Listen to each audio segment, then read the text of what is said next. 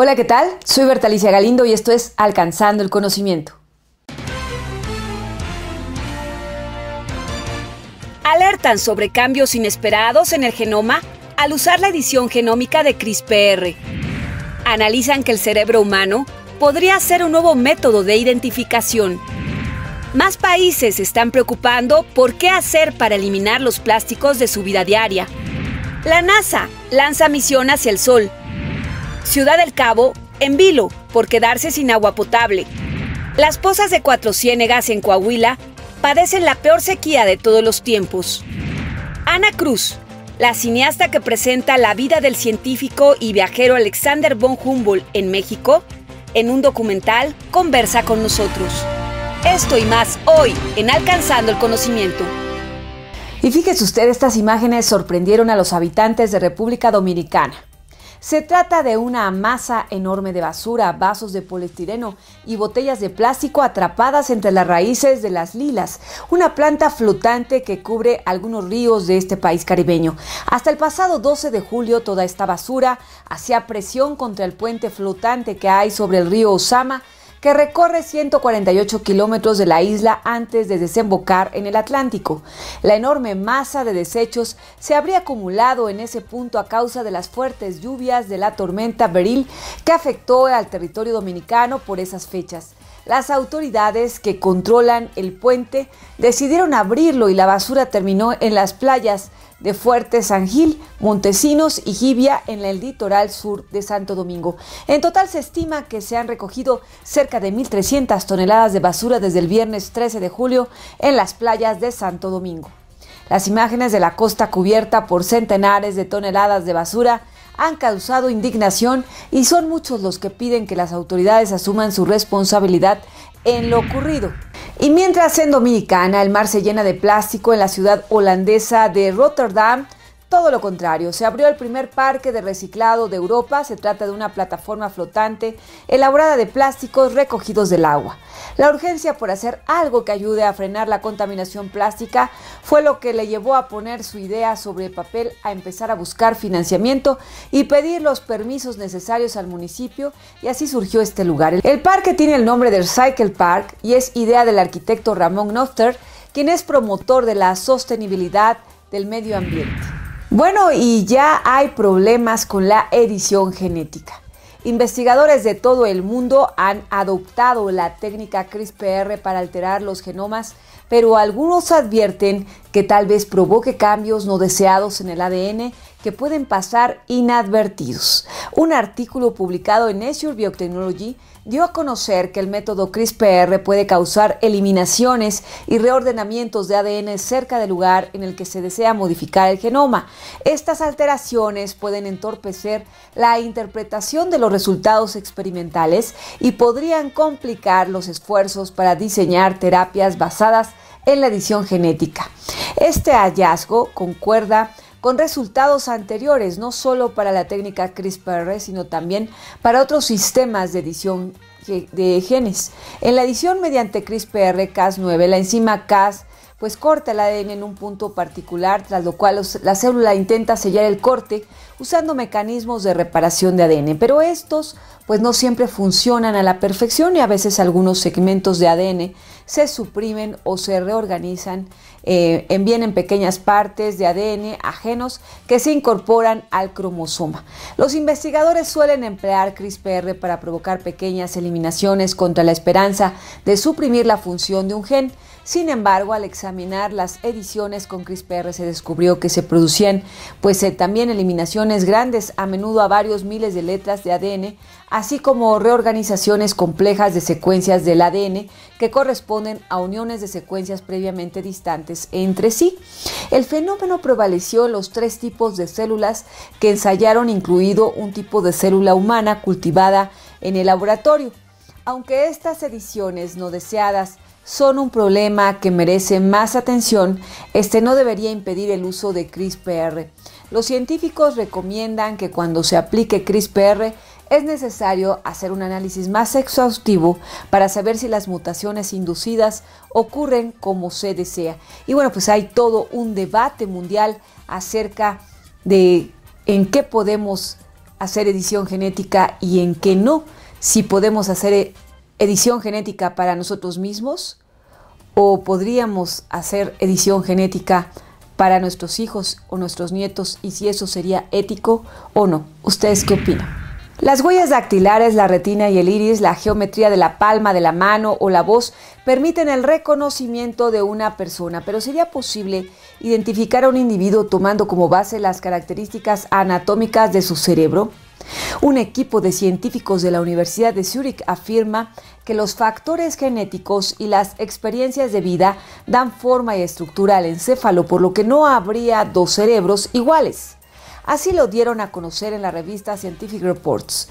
Durante 2 años, los científicos obtuvieron imágenes del cerebro de 100 hombres y 91 mujeres mediante 3 resonancias magnéticas realizadas al inicio, a mediados y a finales de la investigación.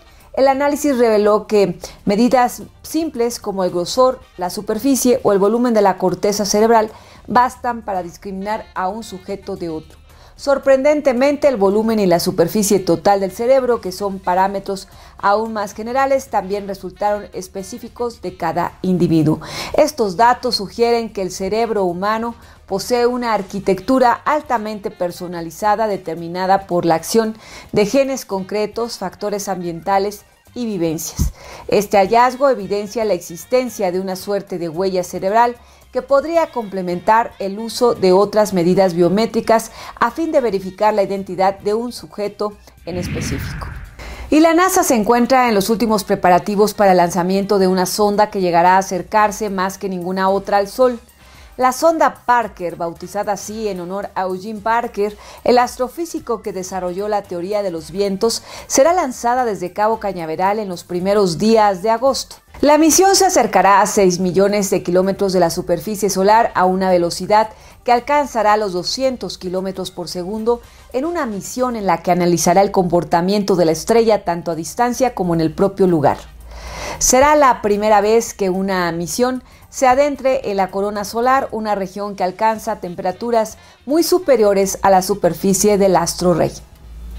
La información que envíe la sonda tratará de dar explicaciones a muchos de los fenómenos de nuestro Sol, como por ejemplo el de los vientos solares.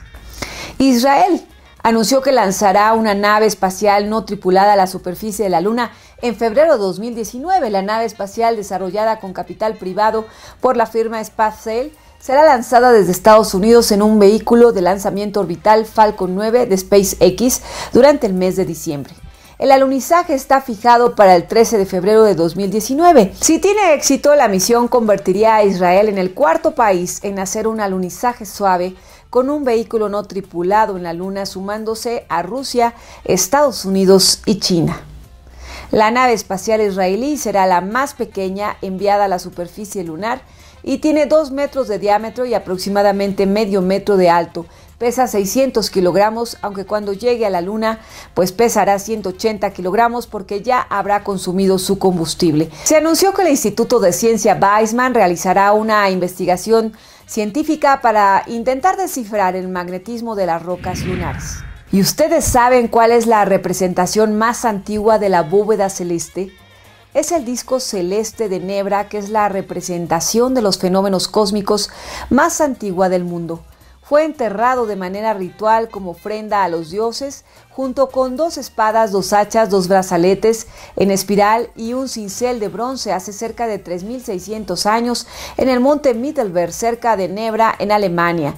El disco de Nebra está hecho de bronce y es uno de los hallazgos arqueológicos más importantes del siglo XX. Combina una extraordinaria comprensión de los fenómenos astronómicos con las creencias religiosas de la época, lo que permite tener una perspectiva única de los primeros saberes acerca del firmamento. En 2013, Alemania inscribió esta pieza arqueológica en el registro Memoria del Mundo, un programa de la Organización de las Naciones Unidas para la Educación, la Ciencia y la Tecnología.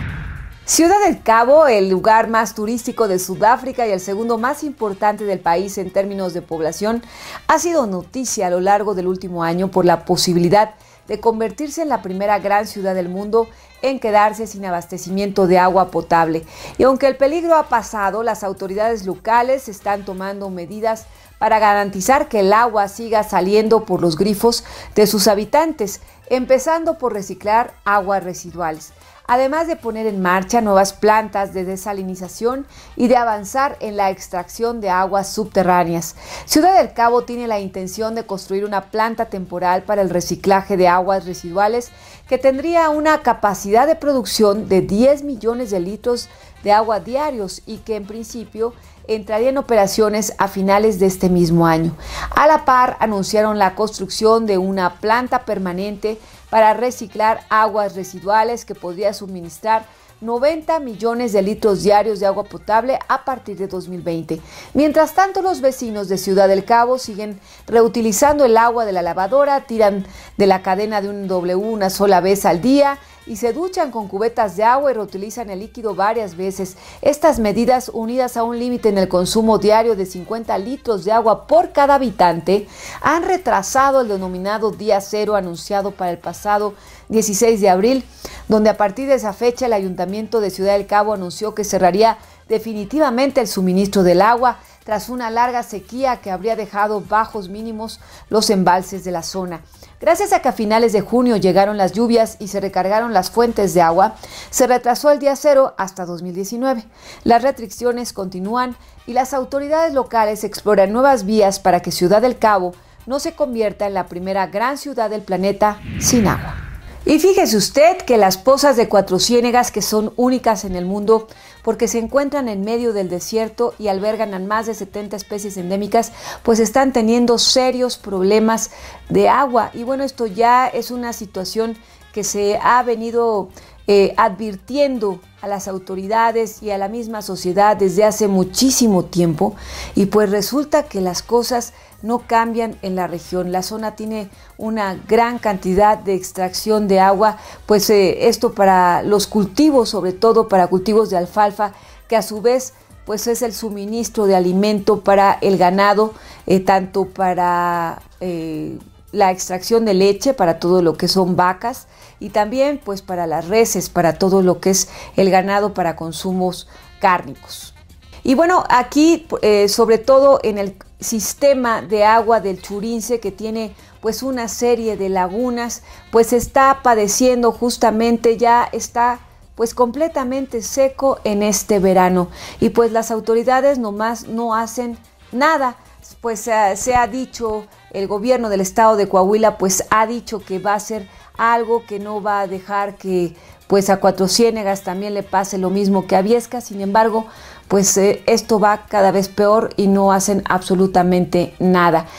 Al igual que la laguna de Churince, la poza de la Becerra, ubicada también en el valle de Cuatro Ciénegas en Coahuila, corre el mismo riesgo de morir en el lapso de 2 a 3 años a consecuencia del estrés hídrico. Expertos de la Asociación Pronatura dieron a conocer que está ocurriendo los mismos síntomas que se registraron hace casi una década en la laguna de Churince, esto pues en la poza La Becerra. Las consecuencias de esta sobreexplotación se verán reflejadas en una pérdida de especies endémicas y en una mayor desertificación de la región, una cosa que ya se veía venir y que hoy nuevamente sigue sin ser atendida por las autoridades. Alcanzando el conocimiento, este proyecto pues ya hizo varios reportajes sobre este grave problema que hay para conservar y explotar de manera racional los recursos naturales, un aprovechamiento sustentable que no se ha dado en el país y que ya ha provocado la pérdida de biodiversidad y recursos naturales. Ojalá que este llamado pues tenga eco en la sociedad por esta ocasión y pues se salve Cuatro Ciénegas todavía. ¿Y ustedes se imaginan cómo será el mundo dentro de 30 o 40 años? ¿Será que en ese tiempo ya se habrá logrado colonizar otros planetas? Esto es algo difícil de asegurar. Sin embargo, algo que sí es seguro es que habrá más humanos habitando la Tierra. Se estima que de los 7.400 millones de humanos que habemos sobre este planeta ahora mismo pasaremos a 10.000 millones en el año 2053. Se calcula que ese tercio extra de humanos se repetirá de forma muy desigual.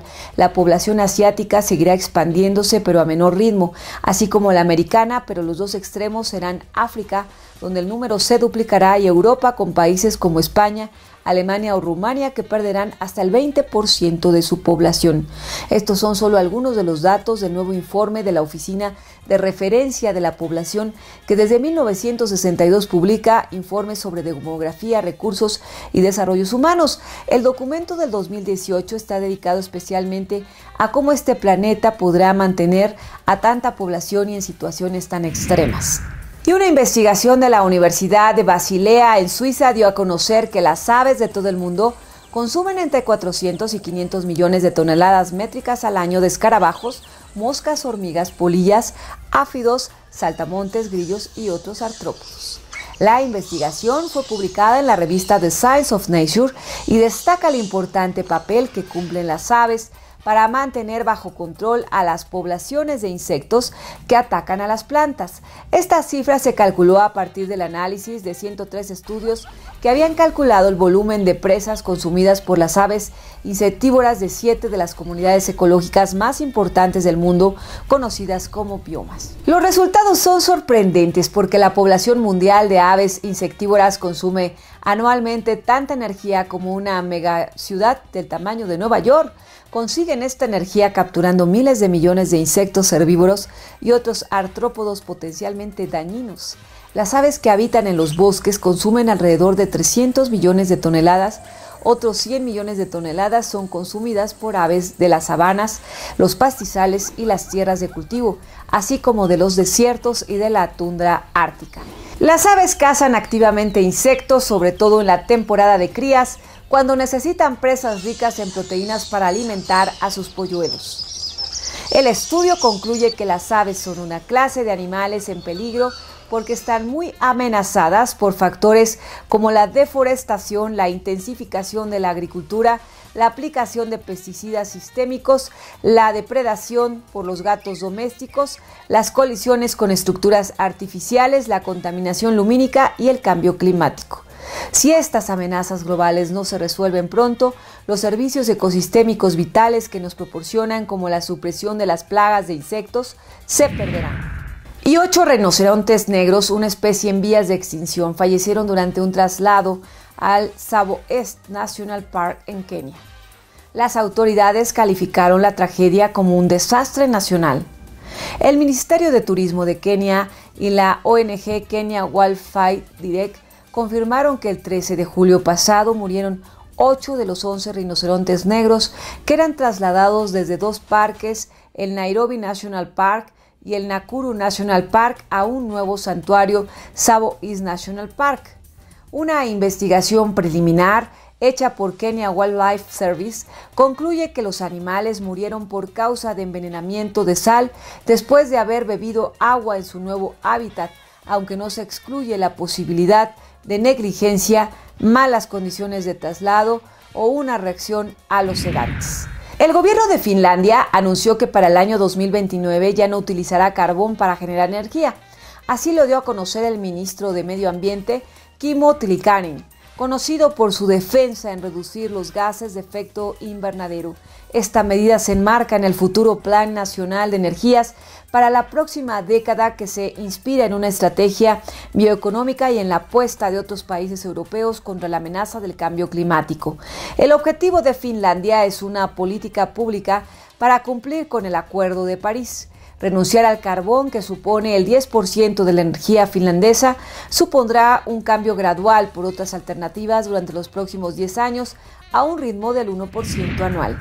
Y las zonas cercanas al Polo Norte están presentando temperaturas que son inauditas para su ubicación geográfica.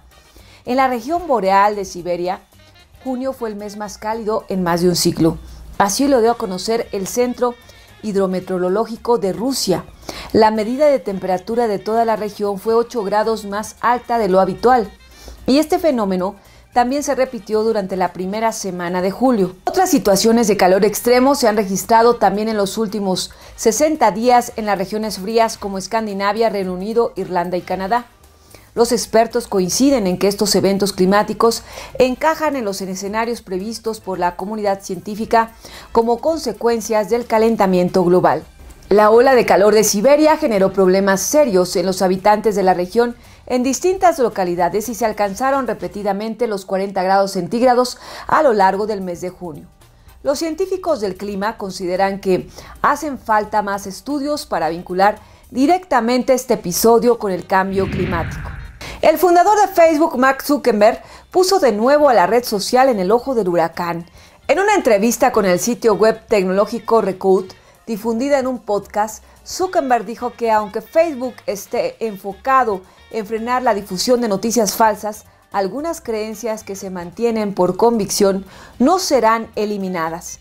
La controversia se generó cuando durante la entrevista Zuckerberg puso como ejemplo de la negación del Holocausto al referirse a la publicación de noticias fraudulentas en la red. El creador de Facebook dijo que los mensajes que acusaban de mentirosos a las víctimas del tiroteo de la escuela primaria de Sandy Hook serían eliminados por representar un hostigamiento. Sin embargo, añadió que no todas las publicaciones incorrectas recibirían el mismo tratamiento.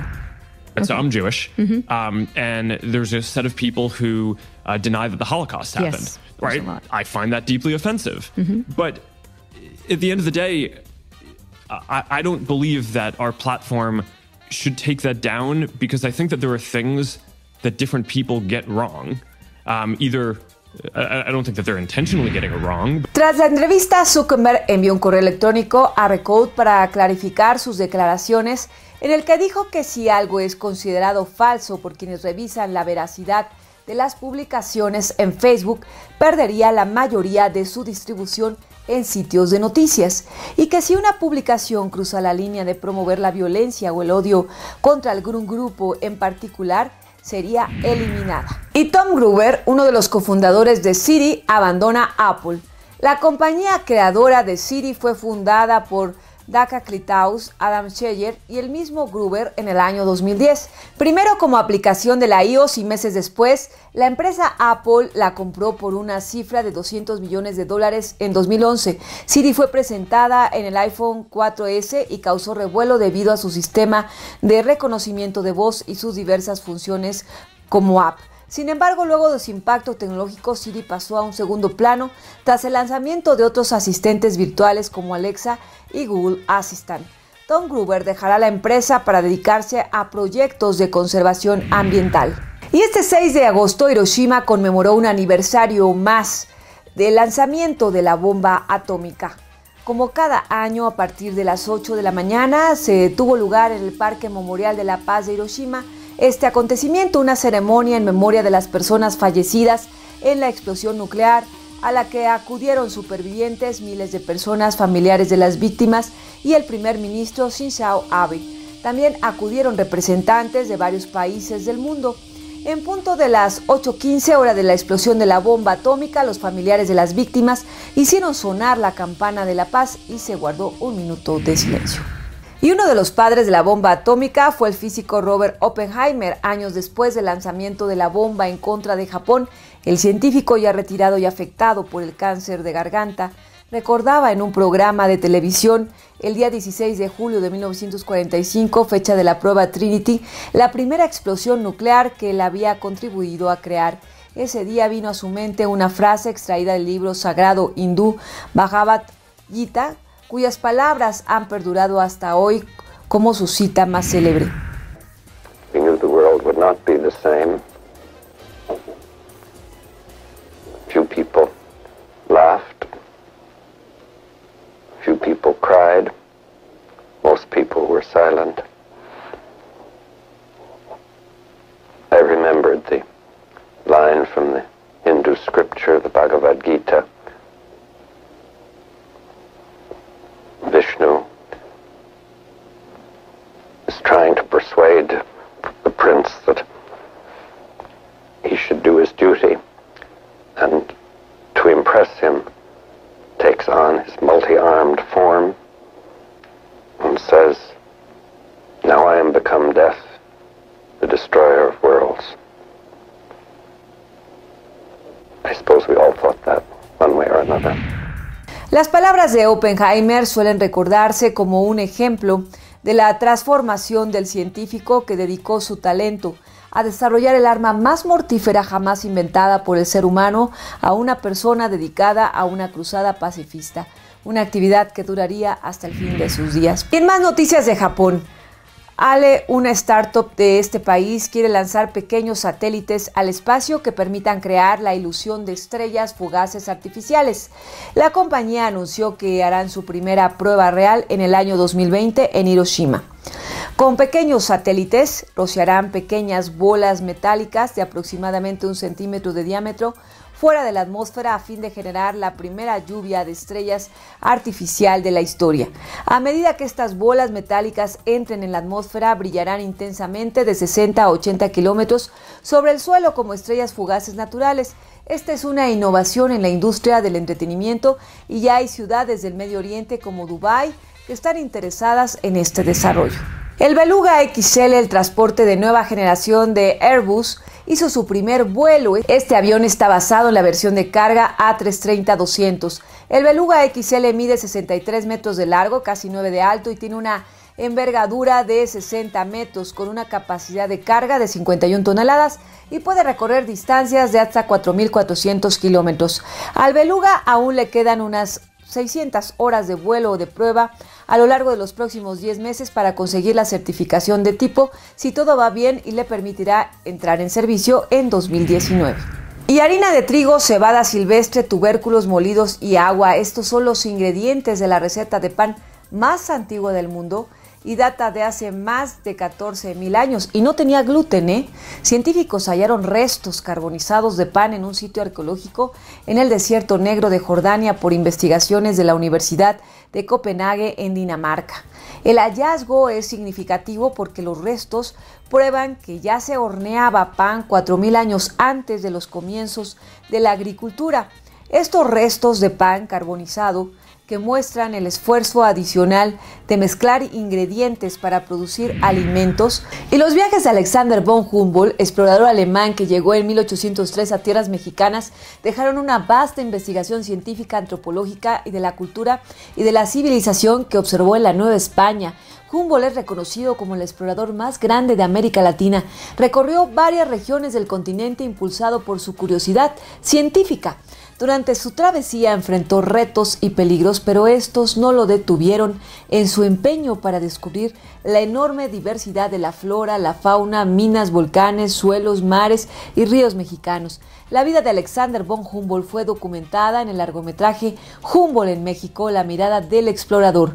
Basada en los diarios del viaje del propio Humboldt, esta producción nos revela la riqueza natural y humana que se encuentra en el México colonial. Las aportaciones hechas por Humboldt cambian por completo la perspectiva y la visión del mundo sobre México y América. Personaje contradictorio, complejo y fascinante. Nos narra sus impresiones, reflexiones y aventuras por un país que lo seduce y lo deslumbra. La cineasta Ana Cruz es la directora y guionista de este documental y tuvimos oportunidad de conversar con ella acerca de esta producción. Vamos a ver una parte de esta conversación con Ana Cruz. Platícanos, ¿por qué eligieron Humboldt? Platícanos un poquito de tu vida, ¿qué te dio por hacer esta historia?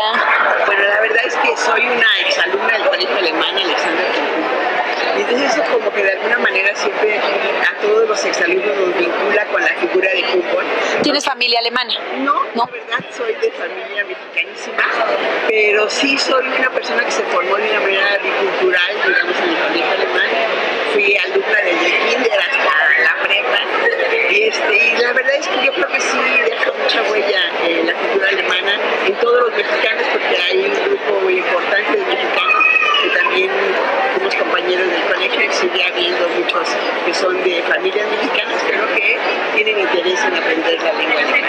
Hicimos un viaje muy interesante a filmar, o sea, ustedes lo verán en el documental, son uno de los momentos más emotivos que tiene el documental, porque todas las especies botánicas que se llevó Humboldt de México están en el Jardín Botánico de Berlín, o sea, están conservados, están en el herbario, y en Alemania nos abrieron las bóvedas del herbario, las pudimos filmar, y pues es muy emocionante ver cómo esas especies botánicas mexicanas que Humboldt describió de una manera científica, pues están ahí todavía conservadas, y dice de puño y letra de Humboldt sus notas, sus observaciones sobre él. Cuando él estudia minas era porque pues, era un rico aristócrata que pues, algo tenía que hacer en la vida, ¿no? Entonces su mamá le dijo, pues tienes que estudiar España las minas eran importantes y había una riqueza importante minera. Entonces Humboldt, cuando va justamente a ver al rey de España a pedirle que le dé un pasaporte para visitar las colonias españolas, el rey pues le dice, bueno, pero a cambio dame un reporte de las minas, de cómo están las minas de la Nueva España, porque las minas mexicanas en aquella época pues eran riquísimas. O sea, las vetas de la Valenciana en Guanajuato prácticamente financiaban a todo la corona española, ¿no? Entonces pues Humboldt hace todo un reporte de las minas, también de Pachuca, de las minas de Real del Monte, de Guanajuato, y pues da su reporte y luego él con su propio dinero pues sigue haciendo todo el plan. Y bueno, ahí es cuando encuentra mucha desigualdad y mucha pobreza y sobreexplotación, ¿no? Pero hay dos momentos muy importantes en donde él habla justamente de la desigualdad social. En las minas, cuando él dice que bueno, las condiciones de vida de los mineros eran terroríficas y creo que todavía podemos decir que las cosas no han cambiado demasiado.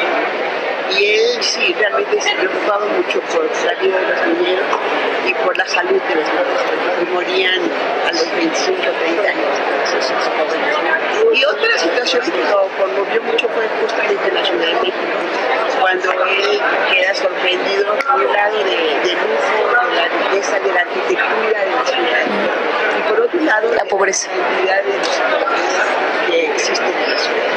O sea, una de las ciudades más bellas, como ella la llama, la ciudad de los palacios, pero al mismo tiempo una ciudad que está llena de gente sin estudios, sin limpieza, sin posibilidades de salir adelante. Bueno, pues si no han visto este documental de Humboldt, se lo recomendamos mucho. Es una historia muy interesante, se hizo un gran trabajo y por supuesto se puede ver la mirada científica de un personaje pues de hace ya varias decenas de años que pues cambia todo lo que se pensaba acerca de México y que ya desde entonces se veía como una gran potencia biodiversa. Lamentablemente no se ha aprovechado pues como debiera desde ese entonces. Ya nos vamos, esto ha sido todo. A nombre de todo el equipo que hace posible esta emisión le doy las gracias. Soy Berta Alicia Galindo y los invito a que nos siga como siempre en los contenidos en www.alcanzandoelconocimiento.com. Hasta la próxima.